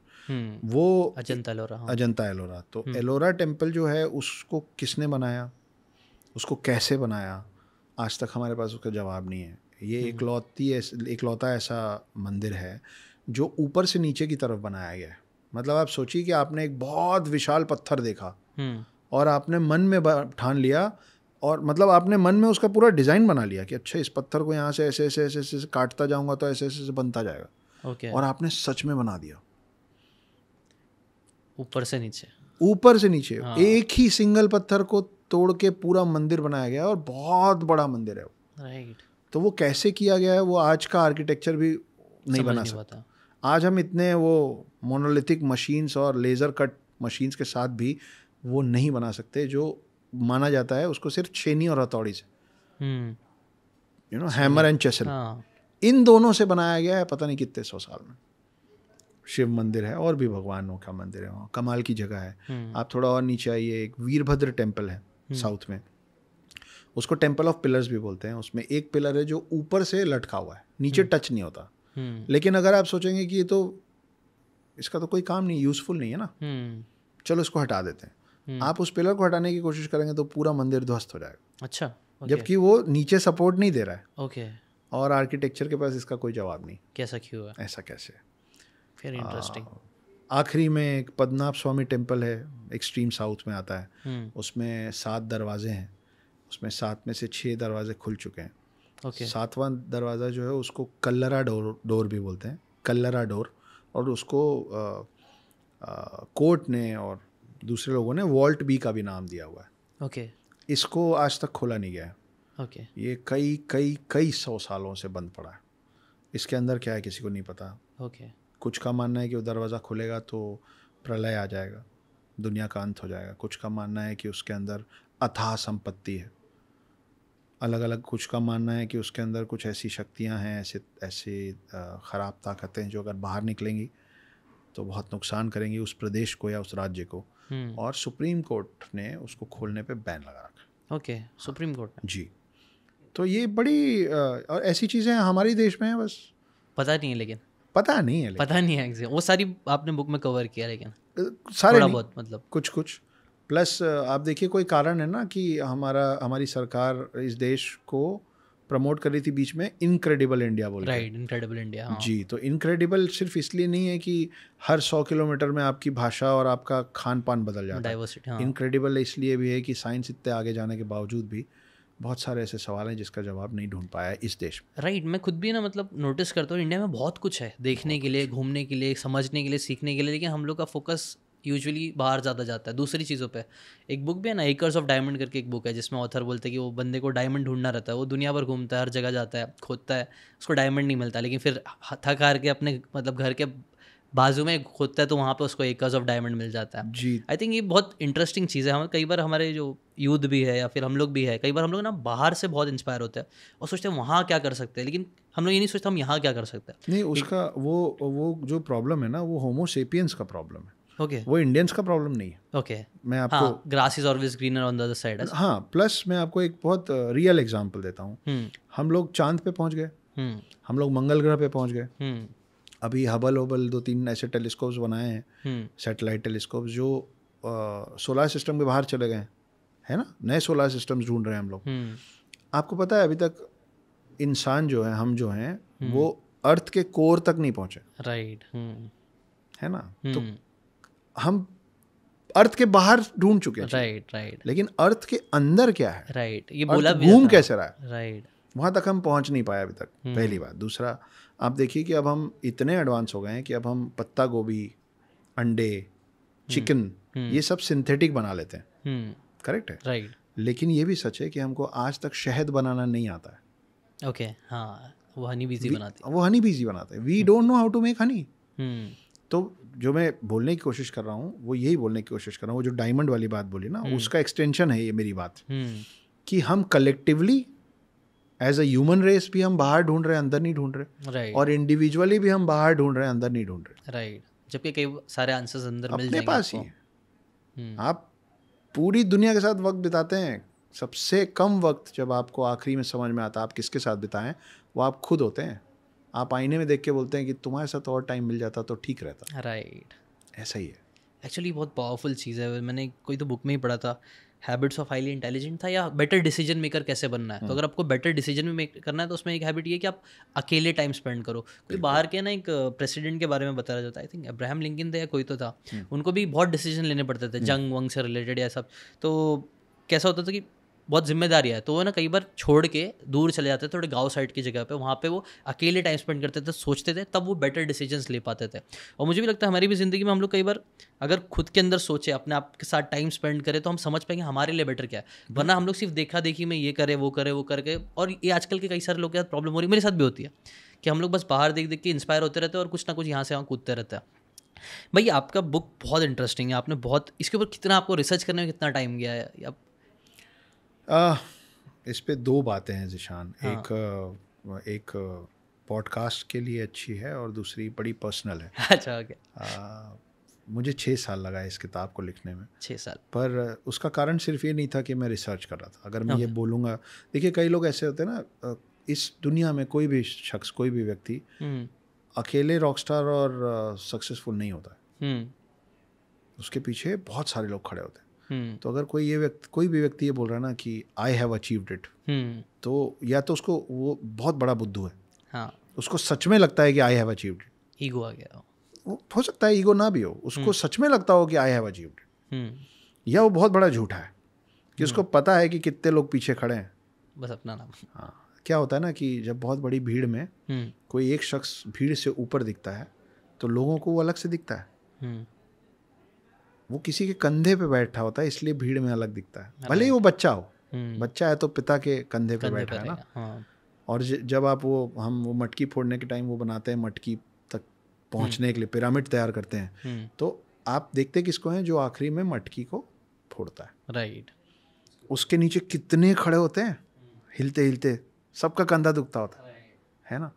तो सब लोग मिलके ही बड़े होते हैं, उसमें कोई एक आगे बढ़ता है कईयों की मदद रहती है। हाँ। तो सॉरी, आपका सवाल क्या था? मैं कहीं और चला गया। सवाल यही था कि आप इसके पीछे आपने कितना रिसर्च करी? हाँ। और मैंने 6 साल लगाया इस किताब को लिखने में, मगर उसका कारण सिर्फ ये नहीं था कि मैं बहुत रिसर्च कर रहा था। अगर मैं ये कहूँगा तो मैं गलत कहूँगा। हुआ ये था कि जब मेरा बेटा मुझसे ले लिया गया था, मैं कुछ दिन अस्पताल में था, बीमार था, मैंने अपने साथ कुछ गलत किया था। उसके डिटेल में जाने में मुझे प्रॉब्लम नहीं, पर वो लोगों को पता है, मैंने पहले बोला हुआ है। तो मैं बहुत ज़्यादा डिप्रेशन के फेज से निकला था। और मैं जब वापस घर पहुंचा तो मुझे दिखा कि मेरे बच्चे की ड्राइंग कॉपीज़ पड़ी हुई हैं बहुत सारी, जो मैं उसको ला के गिफ्ट करना चाहता था, पर जब तक मैं वो लाया वो जा चुका था। तो वो खाली ड्राइंग कॉपीज़ देख के बड़ा रोना आता था। तो वही मोटिवेशन का कारण बना। तो मैंने ये सोचा था कि साल 6 महीने में, 2-4 महीने में समझा बुझा के इन लोगों को वापस ले आऊँगा। और जब वापस लाऊंगा तो मैं अपने बेटे को ये बोलूँगा कि देखिए, जब आप मेरे साथ नहीं थे, so this is how I was missing you. मैंने आपकी ड्राइंग कॉपी में आपके लिए एक कहानी लिखी है। तो वो मैं लिखना शुरू किया था अपने बच्चे के लिए, और वो मैं लिखता गया और वो आया ही नहीं। तो मैं और लिखता गया कि अब आएगा, अब आएगा, अब आएगा। वो करते करते 6 साल बीत गए और ये कहानी बढ़ती चली गई और बनती चली गई। और मैं अभी तक उस बात का इंतज़ार कर रहा हूँ कि मैं अपने बच्चे को बोलूँ कि देखिए, ये कहानी मैंने आपके लिए लिखी। कितनी प्यारी कहानी लिखी, आई थिंक बहुत, मैं क्या ही बोलूँ इसके ऊपर। बट ये है, आपने बहुत सच में बहुत पावरफुल वर्क किया है। होपफुली सब अच्छा होगा, मेरी दुआ है इस चीज़ के लिए, सब सही होगा। और व्यूअर्स भी है, सबका सपोर्ट भी रहता है, इंशाल्लाह सब कुछ सही रहेगा। आपने काम बहुत अच्छा किया। लेकिन ये तो है, मैंने जब भी नोटिस किया हो ना, कोई भी जब बड़ी चीज़ होती है ना, कोई बड़ा कुछ खतरनाक चीज़ करता है, उसके पीछे कुछ बहुत स्ट्रॉन्ग इमोशनल रीज़न होता है। बिल्कुल होता है। और मैंने कई बार ये चीज़ नोटिस की, तो आपका ये इमोशनल स्ट्रॉन्ग रीज़न था। देखिए, लोहा हो या सोना हो, वो दोनों को तपना पड़ता है। लोहे को स्ट्रेंथ के लिए देख लीजिए और सोने को उसकी चमक के लिए देख लीजिए। लेकिन दोनों को मतलब पिघलना पड़ता है, बहुत ज़्यादा तपिश झेलना पड़ता है, तभी उसको शेप दिया जाता है। तो अगर आपके साथ, किसी के भी साथ अगर बुरा वक्त चल रहा है ना, तो कभी कभी उस बुरे वक्त पे मुस्कुरा दीजिएगा, क्योंकि वो आपको बहुत बड़ी चीज़ के लिए तैयार कर रहा है। Right, exactly. ये चीज़ मैं बहुत एग्री करूँगा ये बात से। मुझे लगता है वो स्ट्रगल से फिर जब ऊपर भी आओगे ना, तब आपकी स्टोरी बनेगी। अगर हम स्टोरी टेलर्स हैं, हम जानते हैं अच्छी स्टोरीज वही होती है जो एक्चुअल में पीछे स्ट्रगल होता है। अगर पीछे स्ट्रगल नहीं रहेगा तो कौन सी स्टोरी चलती है? कोई ऐसी स्टोरी? मैं ज़िशान 10 साल रेस्टोरेंट चला था इंदौर में। I come from the background of hoteliers. I am the 3rd generation of my family into hospitality, hotel industry. मैं 2005 से 2015 10 साल होटल रेस्टोरेंट चला रहा था। तब तक मैंने कभी कुछ लिखा नहीं था। तो एक वो लाइन है ना कि, और जो सुन के जब आपका बुरा वक्त चलता होता है तो आपको बड़ा गुस्सा आता है। जब कोई बोलता है कि बेटा जो होता है अच्छे के लिए होता है, हाँ, बड़ी कोफ्त होती है। हाँ, राइट। कि क्या अच्छा हो रहा है मेरे आसपास, राइट, ये क्या बिना सर पैर की बात है। लेकिन वो इतना क्लीशेड लाइन जो है ना, वो आज तक इसीलिए चल रहा है, वो आज तक, ये लाइन आज तक दुनिया से इसलिए ख़त्म नहीं हुआ क्योंकि ये लाइन सच है। जैसे जैसे हमारी उम्र बढ़ती है तब हमको इस लाइन का मतलब समझ में आता है, और फिर हम अपनी अगली जनरेशन को वही लाइन सिखाते हैं, तब वो हम लोग गाली देते हैं, तब वो हमको गाली देते हैं। तो जब मेरे साथ ये सब हुआ था तो मुझे लग रहा था कि मेरी पत्नी मुझको क्यों छोड़ के चली गई, मेरा बच्चा मेरे पास से क्यों चला गया, मैं अच्छा खासा काम कर रहा था, रेस्टोरेंट चल रहा था, इतना सब कुछ गलत क्यों हो गया, इसमें क्या अच्छा है। अब मैं पलट के देखता हूँ तो कभी मौका मिलेगा तो मैं अपनी एक्स वाइफ को थैंक यू बोलूँगा। मैं नॉर्मली बोलूँगा, वो सरकास्टिकली लें तो मैं कुछ नहीं कर सकता, लेकिन अगर वो ये नहीं की होती तो आप और मैं बैठ के यहाँ आज बात नहीं कर रहे। Right, it's very powerful story भाई, आपकी स्टोरी, आपकी खुद की। आप अच्छा, इसके बाद क्या प्लान है? अभी ये 3 ट्रायोलॉजी होगी, आपके बुक्स का राइट्स भी ले लिया है Dhoni entertainment, I think so. तो अभी आगे का प्लान क्या है? आगे का प्लान, इसके फर्स्ट पार्ट का अडेप्टेशन पे काम शुरू हो गया है। जी, उसका स्क्रिप्टिंग चल रहा है, थैंक यू सो मच। और 3 पार्ट नेशनल बेस्ट चल रहा तो हो ही गया है। पेंगुइन के साथ हमारी बात चल रही है मेरी अगली कहानी पे, 2 में से कोई एक कहानी वो उठाएंगे जी, और मैंने उनको 2 कहानियों का ऑप्शन दिया है। दोनों ही करूँगा मैं, पर पहले कौन सा करूँ और बाद में कौन सा करूँ, ये पेंगुइन के अंदर बैठे कुछ बुद्धिजीवी डिसाइड करेंगे, और उसके अकॉर्डिंगली मैं उसका लिखने का काम शुरू कर दूंगा। तो अभी 9 अप्रैल को 3rd पार्ट आया। अच्छा, फ़िलहाल तो हम अपने सारे रीडर्स को इसका रोज़ रिप्लाई करते रहते हैं, इंस्टा पे, मेल्स पे लोग पसंद कर रहे हैं। पर हाँ, मुझे बहुत क्लियर है कि मेरी अगली 2 किताबें कौन सी हैं। ओके, और उस पर थोड़ा थोड़ा काम शुरू भी हो गया। प्लस मेरे पास जो 7-8 फिल्में हैं अलग अलग प्रोडक्शन हाउसेस के साथ है, उसकी मीटिंग्स चलती रहती हैं। मैं बहुत सारे टॉक शोज़ करता हूँ, कॉरपोरेट शोज़ करता हूँ, मोटिवेशनल स्पीकर भी हूँ थोड़ा बहुत, with what ever limited knowledge I have about my culture and the experience that I come from my own self with my own life and tragedies, वो सबको जोड़ जाड़ के मैं कुछ बातें बोलता हूँ जो लोगों को अच्छी लगती हैं। तो ये 2-3 चीज़ें करता हूँ, और ये सब मेरा पार्ट टाइम काम है, और मेरा फुल टाइम काम है मेरी पत्नी का ख्याल रखना। बस भाई, अगर ऑथर्स के लिए ये डीबीसी हमारी जो ऑडियंस है, वो ये ऑथर्स के लिए कितना स्कोप इंडिया में है आपके हिसाब से? और अगर ऑथर बन के हम क्या क्या फाइनेंशियली कितना कर सकते हैं, क्या अलग अलग मल्टीपल सोर्स ऑफ रेवेन्यू बना सकते हैं आपके हिसाब से? एक कहानी सुनाऊँ आपको? हाँ। तो विष्णु जी एक दिन लेटे हुए थे। हाँ। लक्ष्मी जी उनकी धन पत्नी है। लक्ष्मी जी आप देखे होंगे ना, वो शेष नाग पे वो लेटे हुए हैं, और लक्ष्मी जी पाँव दबा रही हैं। तो लक्ष्मी जी बोली कि मैं आपका इतना सेवा सत्कार करती हूँ, आपका ख्याल रखती हूँ, आप मेरे को कभी कोई गिफ्ट नहीं देते, है ना? तो विष्णु जी को लगा कि हाँ यार, ये बात तो ठीक बोल रही हैं, मैं तो कभी ऐसे सोचता नहीं हूँ। तो उन्होंने कहा, मांगिए, क्या मांगती हैं आप? तो उन्होंने बोला कि मैं जब चाहूँ, जिसको चाहूँ पृथ्वी में, इंसान को जितना धन धान्य देना चाहूँ मैं दे सकती हूँ। तो विष्णु जी ने बोला, तथास्तु, ये हुआ आपका गिफ्ट, लेकिन इसमें एक क्लॉज है, ऊपर भी ट्रीटी बनती है। अच्छा। ऊपर भी क्लॉज लगते हैं। हाँ। तो उन्होंने बोला एक क्लॉज है। बोले क्या क्लॉज है? बोले आप जितना चाहें, जिसको चाहे दे सकती हैं, पर मैं जब चाहूँ वापस ले सकता हूँ। अच्छा, ओके, डन डील हो गया। अब ये बात देवलोक पे फैली, तो ये फैल के पहुंची सरस्वती जी तक। तो सरस्वती जी को लगा कि ये तो फाउल है, उनको गिफ्ट मिला, मेरे को भी चाहिए। वो पहुंची विष्णु जी के पास। विष्णु जी और उनका भाई बहन जैसा संबंध है, तो ये भाभी नंदन टाइप की फीलिंग है। अच्छा, है ना, कि अरे मेरे लिए मेरा कहाँ है। हाँ। तो वो पहुंची विष्णु जी के पास, और वो बोली कि आपने लक्ष्मी जी को गिफ्ट कर दिया, मेरा गिफ्ट कहाँ है? तो फिर विष्णु जी को लगा बात तो सही है। बोले आप भी मांग लीजिए, आपको क्या मांगना है। तो सरस्वती जी ने बोला कि मुझे जो भी देंगे ना, लक्ष्मी जी से बेटर चाहिए। अच्छा। तो विष्णु जी ने बोला कि ठीक है, मैं आपको ये वरदान देता हूँ कि आप पृथ्वी लोक में जिस मनुष्य को जितना ज्ञान देना चाहें दे सकते हैं, और उसको मैं भी वापस नहीं ले पाऊंगा। ओके। इसीलिए लक्ष्मी जी आती जाती रहती हैं। इसीलिए बोलते हैं कि पैसा और धन धान्य हाथ की मैल है, आप हाथ धोते हैं और वो चला जाता है। राइट। और सरस्वती जी अगर आपके पास हैं तो वो हैं। अब बहुत समय तक इन दोनों में टशन क्लैश था। हाँ। अब ये दोनों बहुत अच्छी सहेलियाँ हो गई। अच्छा, ओके। तो अगर आपके पास सरस्वती जी का ज्ञान है, तो आपके पास लक्ष्मी जी हमेशा रहेंगी। राइट। तो पहले जो ऑथर्स और राइटर्स जो झूला छाप कहलाते थे, हाँ, झूला हम अब भी रखते हैं, हाँ, लेकिन वो खाली नहीं होता। तो अब इसमें बहुत ज़्यादा स्कोप है ऑथर बनने में भी, मेहनत बहुत है, नो डाउट। सिर्फ अमेज़ॉन की बात करें तो 70 लाख से ज़्यादा किताबें ऑलरेडी हैं। तो आप समझ लीजिए कि 70 लाख लोगों के बीच में आपका कंपटीशन है कम से कम। अगर आप इंटरनेशनल जाएंगे तो करोड़ों में हो जाएगा, है ना। तो और लेकिन मेहनत तो हर काम में। और अगर फिल्म इंडस्ट्री में अगर आप फिल्म लिखने आ गए हैं और अगर कहीं आपका सिक्का चल गया तो आप एक कॉर्पोरेट जॉब में जीवन भर उतना नहीं कमाएंगे जितना आपको 1-2 फिल्में देके जाएंगे। राइट।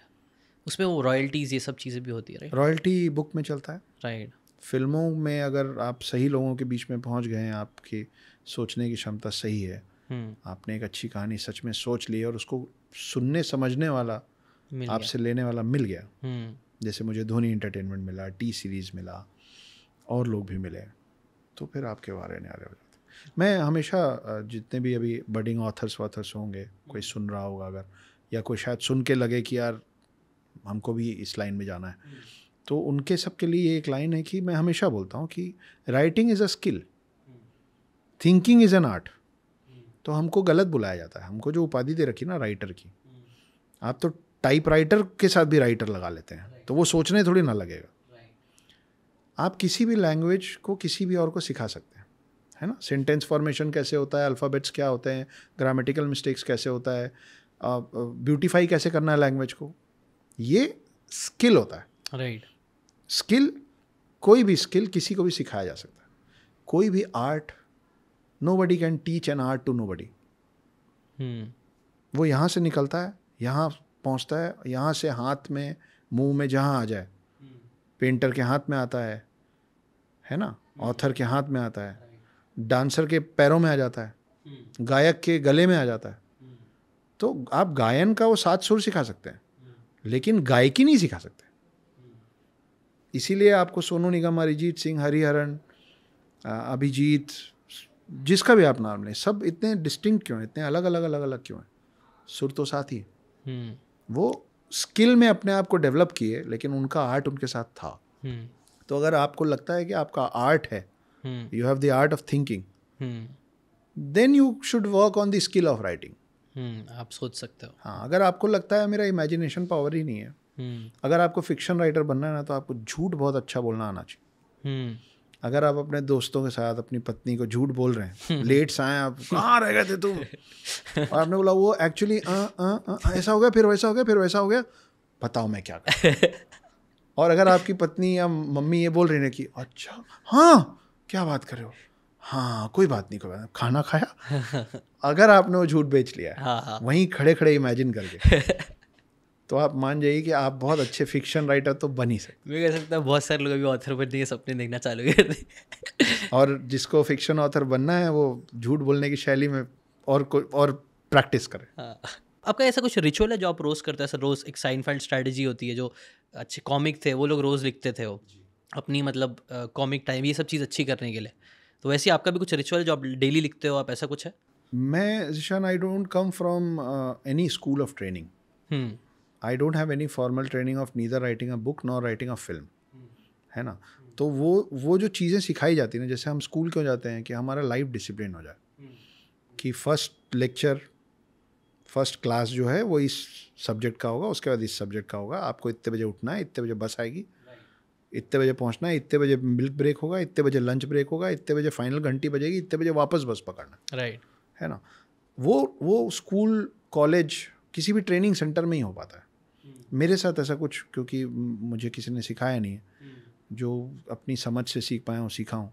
फिर मेरा आधा जीवन यहाँ, मतलब राइटिंग में आने के पहले होटल इंडस्ट्री का रहा है।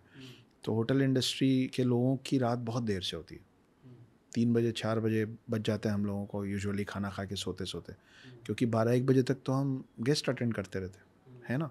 तो वो चीज़ साथ में चली है।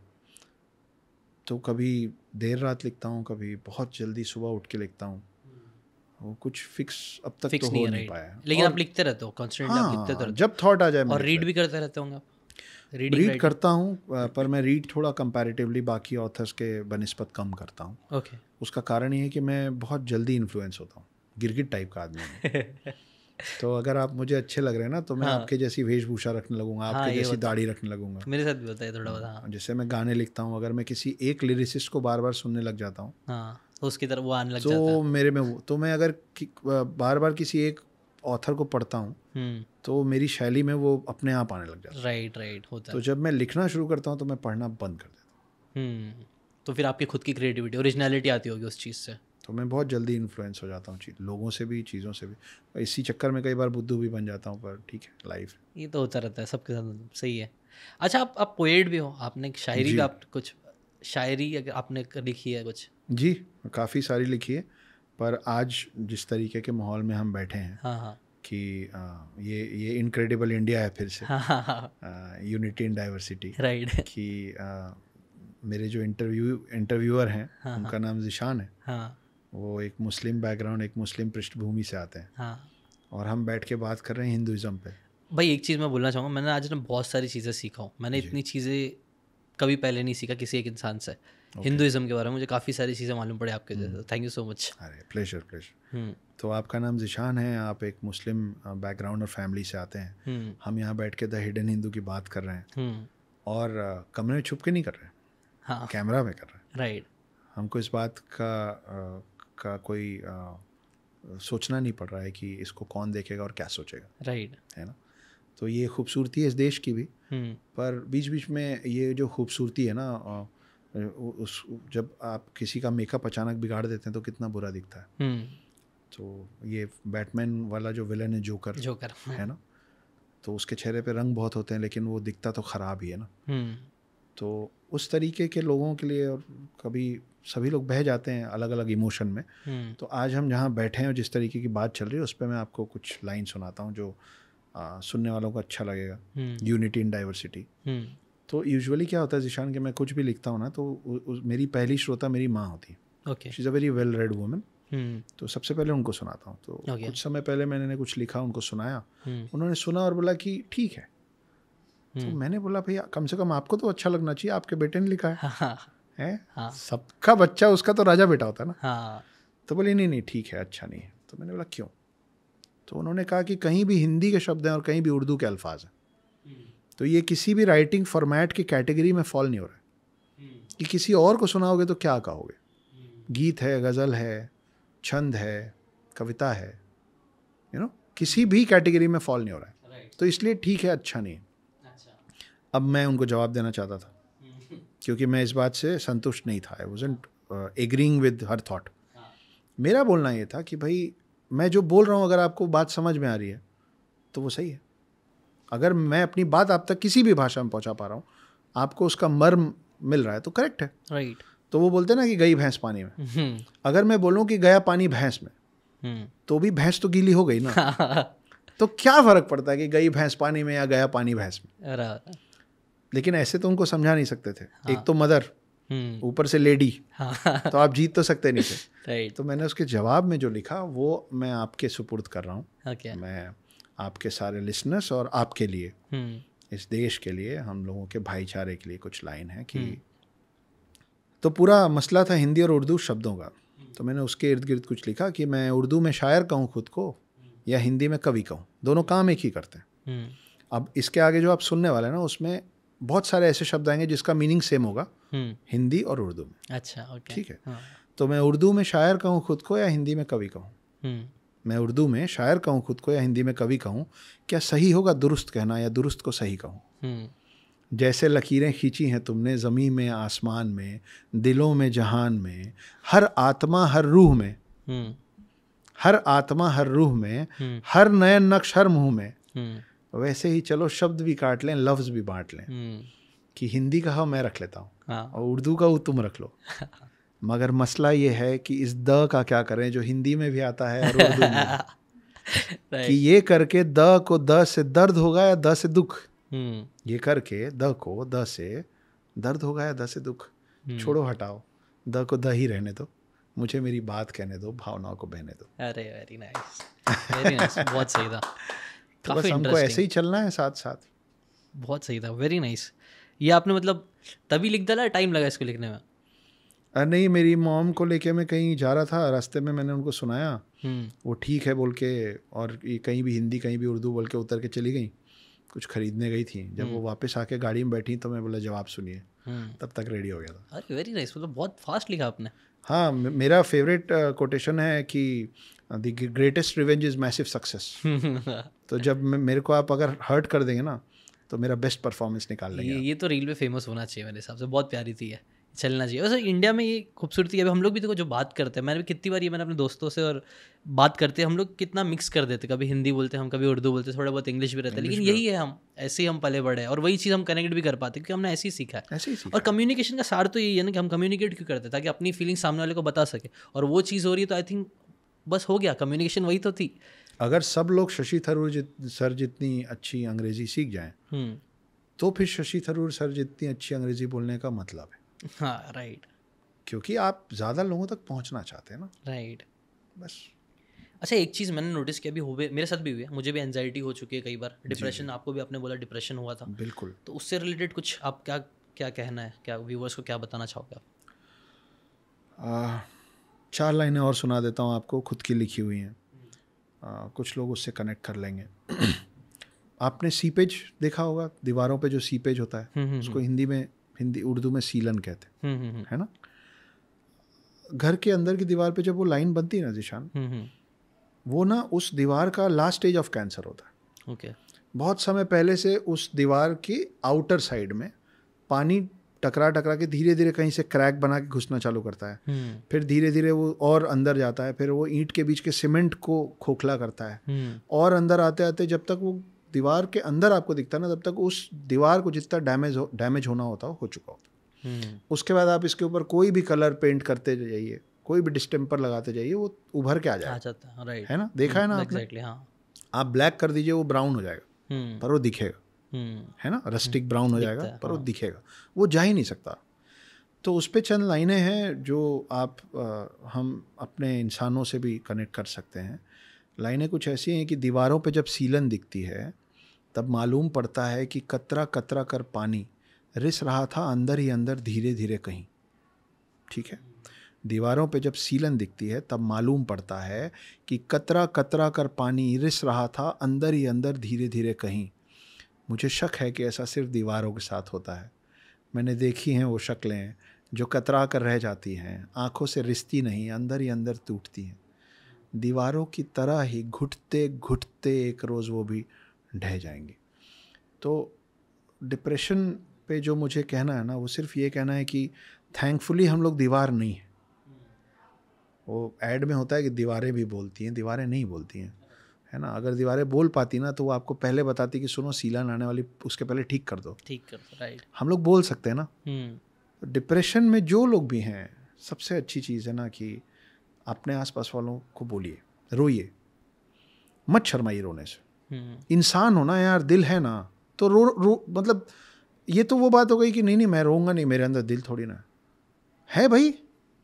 इमोशन है, इसीलिए इंसान हो ना तुम। राइट। अब वो इमोशन प्यार का है, गुस्से का है, दुख का है, तकलीफ का है तो इमोशन। तो जब आप खुश होते हैं तो आप डांस करते हैं, आप अपने दोस्त को गले लगाते हैं। जब आप दुखी हैं तो आप उसी दोस्त के पास रो लीजिए। डिप्रेशन का मुझे लगता है कि एक लौता जो मरहम है, एक लौता जो दवा है, वो है कि आप अपने आसपास वालों से बात कीजिए। ढूंढिए उस व्यक्ति को जो 10 बार आपको रोते हुए देखे और फिर से आपकी वही बकवास फिर से सुने, क्योंकि ये कफ जैसा होता है। जब हम बीमार पड़ते हैं, पूरे दिन खांसी आती है, खांसी को समझ लीजिए रोना, और कफ आता है, कफ को समझ लीजिए वो बात जो आपको बार बार खा रही है। आप एक ही बात को बार बार बोल के रोते हैं, बार बार एक ही बात बता के शिकायत करते हैं। तो वो जो कफ आता है, आप ऐसा नहीं होता ना कि सुबह एक बार कफ निकाल लिया बस हो गया। जब आप बीमार हैं, डिप्रेशन बीमारी है, बुखार भी बीमारी है। अगर आप बीमार हैं और अगर आपको बार बार रोना आ रहा है, यानी खांसी आ रही है, तो आप बार बार उस बात को भी निकालिए, जैसे आप कफ को निकालते हैं जाके बेसिन में। तो अपना अपना बेसिन ढूंढो ताकि बार बार उस कफ को खांस के निकाल सको, बार बार उस तकलीफ़ को रो के बयां कर सको। और अगर आप डिप्रेशन में नहीं हो ना, तो किसी और के बेसिन बन जाओ यार, क्योंकि आपके आसपास ज़रूर कोई होगा जिसको रोना होगा। भाई 100%, 110% एग्री करता हूँ ये पूरी बात पे, क्योंकि मेरे भी मतलब हुआ है, और मैं जानता हूँ जब तक हम लोग दिमाग में रखते ना चीज़ें, इधर हैवी होने लगता है हर चीज़। बिल्कुल। और बात सिर्फ बात करने की रहती है। और कई बार मैं अपनी वाइफ से भी, इसलिए मैं मेरी वाइफ से भी ना रिलेशनशिप में जब भी आया, ये एक चीज़ बहुत अच्छी हुई है कि मैं अपना, पहले मैं नहीं बोलता था, लेकिन शी मेड मी टॉक, जिसकी वजह से मैं कई सारी बातें अब निकाल पाता हूँ, जिसकी वजह से मुझे अब एंजाइटी नहीं आती। एक बार मुझे जब एंजाइटी, पैनिक अटैक आने लग गया था, तब मैंने सिर्फ अपनी वाइफ से बात कर लिया और मेरे को अच्छा लगने लग गया। मैंने जो शुरुआत में कहा था, और कई लोग हंसे मुस्कुराए होंगे कि hi my name is Akshat Gupta, I am a full time house husband, वो कहा तो इसीलिए, मैं कहता तो इसीलिए हूँ ताकि लोग मुस्कुरा लें, लेकिन उस बात में उतनी तथ्य और सच्चाई भी है, वो सिर्फ हंसाने के लिए नहीं। आपने जो बताया अभी अपनी वाइफ के लिए, मेरी एक ही तकलीफ़, एक ही बात को मेरी अभी जो समकक्ष है, मेरी जो प्रेजेंट वाइफ हैं, वो 50-50 बार सुनी है, और उसी एक बात पे मैं 50-50 बार रोया, और वो मुझको हर बार चुप कराई हैं। जब मेरे पास इस शहर में आने के बाद काम नहीं था, तो वो मुझको सालों पाली हैं अपने खर्च में।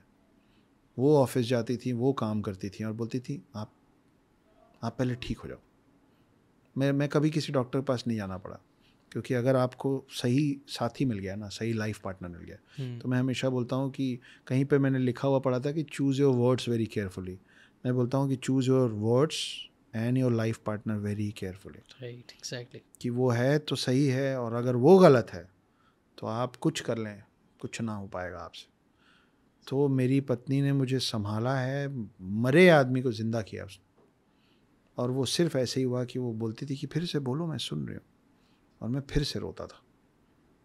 तो खैर, मैं आपके श्रोताओं को दुख में भी नहीं छोड़ के जाना चाहता हूँ, इसलिए मैं एक और प्यारी सी 2 लाइन सुना देता हूँ, जो मैंने पहले भी कुछ जगहों पे बोला है। तो पहली बार जब लव अफेयर हुआ, फिर शादी हुई, 5.5 साल का अफेयर रहा, 8.5 साल की शादी रही, उसका डिवोर्स हो गया। जब डिवोर्स होता है ना, तो आप, वी बॉयज स्पेशली, हम ऐसा मन में बनाते हैं कि कुछ भी हो जाए आप कभी प्यार नहीं करेंगे।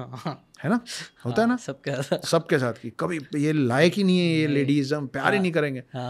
तो मैंने भी एकदम वो सख्त लौंडा बन गया था जाकिर के भाषा में कि कुछ भी हो जाए प्यार नहीं करेंगे। फिर ना मुझे एक बहुत ही प्यारी लड़की मिली, मुझे फिर से प्यार हो गया। पर मैं अभी सख्त तो बचा हुआ था अंदर, तो मैंने बोला चलो प्यार व्यार तो सब ठीक है, शादी कभी नहीं करूँगा। पर ज़िशान वो बहुत ही अच्छी थी, तो मैंने फिर उससे शादी भी कर ली। तो ये सब करने के बाद एक दिन मैं बालकनी में खड़े होकर सोच रहा था कि गुप्ता जी क्या किया आपने, सारी गलतियाँ फिर कर मारी। तो 2 लाइनें निकली कि जहाँ से चले थे फिर वहीं आकर ठहरे हैं, जहाँ से चले थे फिर वहीं आकर ठहरे हैं, एक उम्र लग गई समझते कि दुनिया गोल है। तो यही है, जीवन चलता रहता है। बहुत सही। वो है ना वो में ना, वो रात अपन 2 बजे तक ऐश्वर्या फिर सला ऐश्वर्या वो बच्चा आता है ना एकदम दुखी हो, बोले फिर क्या हुआ, फिर अगले दिन सुबह हमारे मोहल्ले ऐश्वर्या। और एक्चुअली ऐसा होता है। टू बी वेरी ऑनेस्ट, ये पॉडकास्ट ये तो हम काफ़ी और लंबा खींच सकते हैं, मुझे मालूम है इस बुक में और बहुत सी बात है, आपने कई सारी चीज़ें तो शॉर्ट में बता दी थी। कोई एंड मैसेज आप व्यूअर्स को देना चाहोगे, अगर किसी को ऑथर बनना है, या आप ऐसे, मेरे हिसाब से आपने बहुत अच्छा मैसेज दे ही दिया था, बट स्टिल कोई एक फाइनल मैसेज आप ऑडियंस को देना चाहोगे? फाइनल मैसेज ऑडियंस के लिए नहीं देता हूँ, आपके लिए देता हूँ। ओके। कि भाई मैं खुद हिंदू हूँ, और मेरे को पता है कि बहुत सारे लोगों की सोच अब क्या हो गई है, दोनों ही तरफ से, सिर्फ हम नहीं, आप भी, दोनों ही तरफ से।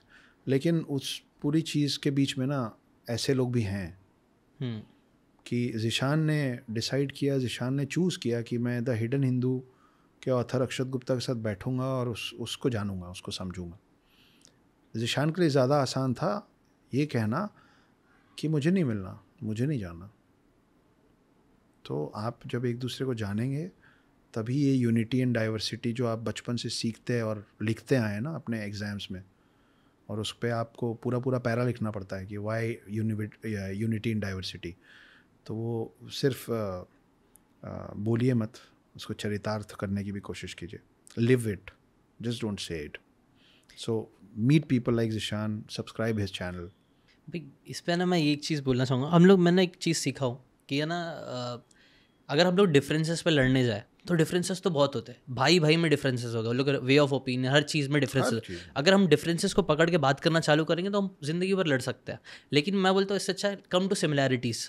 उन चीज़ों पे ही मैंने सीखा है, हमारे रिलीजन में भी है कि आप सिमिलर चीज़ों पे बात करो ना। आप में और मेरे में सिमिलर क्या है? अब जैसे हम दोनों में सिमिलर है बुक्स, मैं भी बुक से आगे बढ़ा हूँ, आप भी बुक से आगे बढ़ रहे हो, तो हम दोनों में वो सिमिलर है। जब हम बुक की बात करेंगे तो मेरे हिसाब से झगड़ा होने के चांस कम हो जाएगी। जैसे कि अभी कोई क्रिकेट का फैन, हम इंडिया का फैन, जब हम इंडिया के लिए चेयर करते हैं तब हम लोग नहीं सोचते कि हम हिंदू या मुस्लिम हैं, तब हम सब इंडिया के लिए चेयर करते हैं क्योंकि इंडिया मेन गोल है। तो वैसे ही मुझे लगता है कुछ सिमिलैरिटी चीज़ को हम बात करेंगे तो हमारे अंदर भाईचारा और बढ़ेगा, और ये चीज़ मैं पर्सनली बिलीव करता हूँ। देखिए हमारे ग्रंथों में ऐसी चीज़ें लिखी है ना कि सांप बात करते हैं, है हमारे में है ना, और जटायु बात करते हैं, है ना, पक्षी बात करते हैं। आपके में लिखा हुआ है कि घोड़े उड़ते हैं, है ना। तो मैंने 2 लाइन लिखी थी, अगर आप उसको सिमिलैरिटीज़ पे लेंगे तो आपको अच्छा लगेगा, अगर आप उसको डिफरेंसेस में लेंगे तो आपको बुरा लगेगा। अच्छा। वो ये है कि तेरे कुरान और मेरे पुराण में ज़्यादा फ़र्क नहीं है।